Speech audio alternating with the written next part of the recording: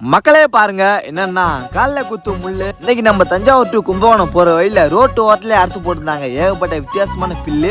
சரி என்னடா இது பில்லு அறுத்து இப்படி ரோட்ல போட்டு வச்சிருக்காங்களே, அதுக்கு மேல கழியெல்லாம் வச்சிருக்காங்க, என்னடா இது பார்க்க வித்தியாசமா இருக்குன்னு சொல்லிட்டு நானே ஃப்ரெண்டு இறங்கி போய் பார்த்தோம். இது காட்டுல விளையிற பில்லு. இது இந்த பில்லை எதுக்கிட்ட ரோட்டு ஓரத்துல அறுத்து போட்டு வச்சிருக்காங்கன்னு சொல்லிட்டு கையில எடுத்து பார்த்தேன். அதுக்கப்புறம் என் ஃப்ரெண்டு கொஞ்சம் பில்லை கையில எடுத்து தரையில கூட்டி பார்த்துட்டு, மச்சான் இது விளக்கு மாறா மச்சான், இது பாடுற மச்சான் எப்படி சுத்தமாகுது அப்படின்னு சொல்லிட்டு சொன்னா. பில்லு வந்து விளக்கு மாறு சேர்த்துக்கு தாண்டா போட்டு வச்சிருக்காங்க ரோட்ல அப்படின்னு சொல்லிட்டு சொன்னா.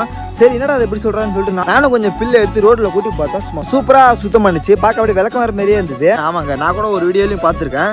இது வந்து பில்லு வந்து விளக்குமாறு செய்யறது அறுத்து போட்டு வச்சிருப்பாங்க. ஒரு 10 நாள் அறுத்து போட்டு காய வச்சு அதுக்கப்புறம் இதை கட்டி அப்படியே விளக்குமாறு ஆக்கிடுவாங்க. சூப்பரா காஞ்சி விளக்குமாறு ஆயிடும் மக்களே. அதுக்கப்புறம் என் ஃப்ரெண்டு கையில கொஞ்சம் பில்லு எடுத்து பார்த்துட்டே இருந்தான். பார்த்துட்டே இருந்தேன். வந்து திடீர்னு என்ன நினைச்சேன்னு தெரியல, அந்த பில்லு அப்படியே கையில எடுத்துட்டு ஓடிட்டான்.